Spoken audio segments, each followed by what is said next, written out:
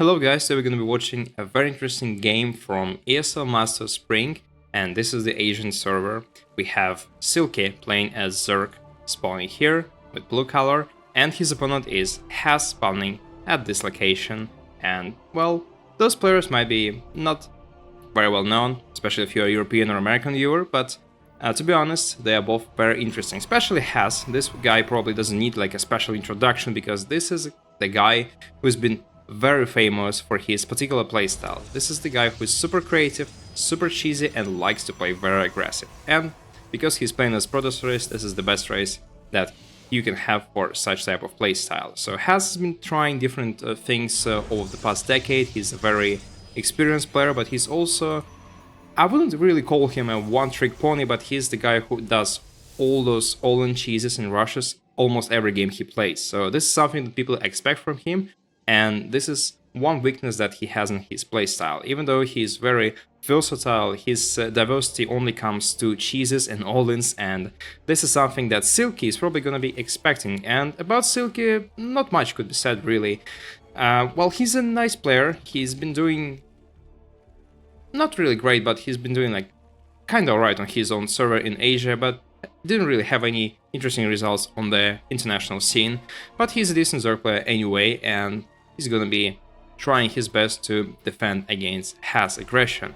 And what's really interesting about this game already is that has not been really scouting in the very beginning, so he's not really anticipating any kind of cheesy playstyle from Silky. His prop is coming to do the scouting very late, to be honest, because at this time Silky could have had 12 pool and it would have been a big problem for Has, but he's somewhat confident that's not gonna happen. He's expecting Silky to be playing more standard, and yeah, he's confirming that just now with his first prop that's going to scout his location. And Silky so far is doing just the very standard Zerg playstyle, the standard build order, nothing really special about it as well.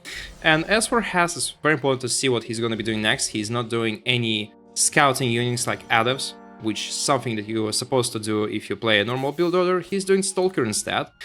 And this is the unit that's perfect for denying scouting, which is no surprise because that's Has and that's what he's going to do. So now he needs to shoot down this Overlord here, or maybe place the Stalker around here, because this is the most common location for the second Overlord to come, and this little guy is already flying there.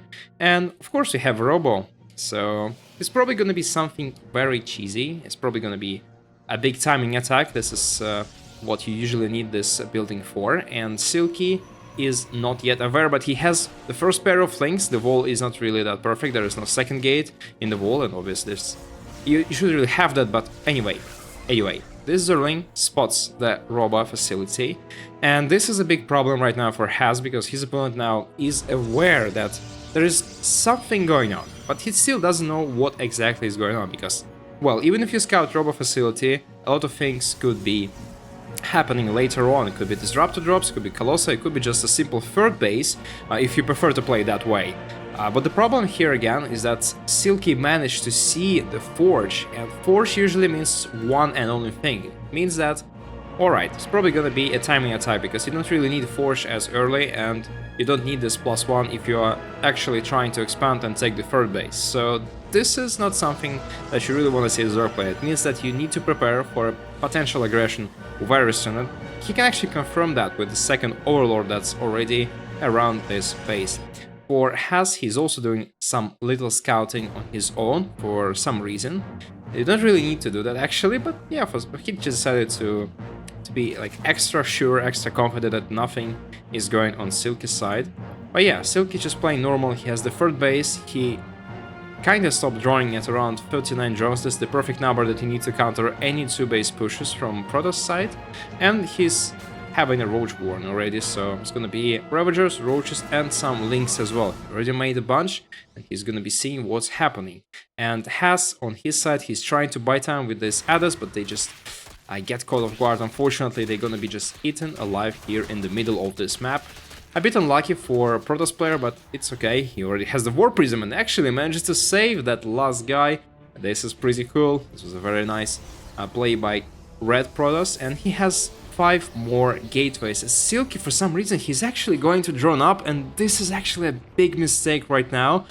Maybe he got a bit confused by this War Prism actually, because it could have been a mind game to be honest, because yeah, well, if a Protoss player makes a War Prism and he's going out with a couple of atoms, usually means that he's probably going to be taking the third base, and this is just something you do for harassing, but it's not the case, and Silky just made a big miscalculation. It's not something that you should be doing right now. You should not be making so many drones, you don't really need them at this timing, and now he's gonna be facing this formidable army of 2 Immortals, a couple of sentries, not that many to be honest, and there's gonna be like a couple of force fields, maybe like 5 or 6 by the time he arrives to this Zerg base.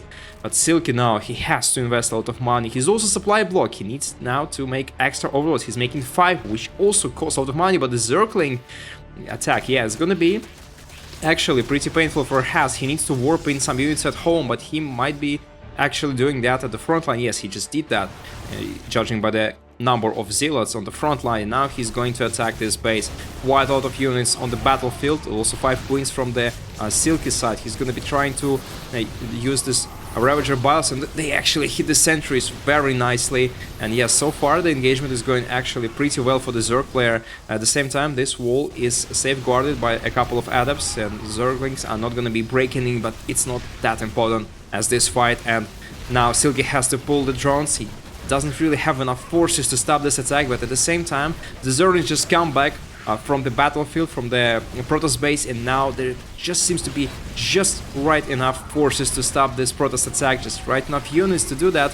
And also, yeah, unfortunately for Has, he's not really microing that well. He lost the second Immortal, and now he only has 1 in his pocket, but still, he got a lot of drones. And if we just take a look at the battle report, we can see that, well, this wasn't like really perfect fight for the Protoss player, but also the Zerg player lost quite a lot of units. But what's really important that Silky still's got a lot of Ravagers and Roaches, so this is at least something that you can have, something that you can probably utilize a bit later in this game, because, well, at least he's got his main brute force that's going to be important for the next fight, if it's ever going to happen. And Has, in his position, he can now choose to expand to the third base. He now has a nice economic advantage. He doesn't really have any technologies, but again, you don't really need that. You can just safely expand at this moment, because Zerg player lost quite a lot of drones, and it's not going to be that easy to remax again for Silky.